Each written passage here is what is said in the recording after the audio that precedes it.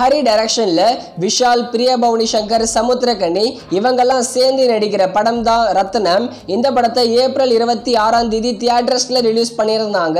இந்த படத்தை பார்த்த எல்லாருமே நெகட்டிவான ரெஸ்பான்ஸ் தான் கொடுத்துருந்தாங்க.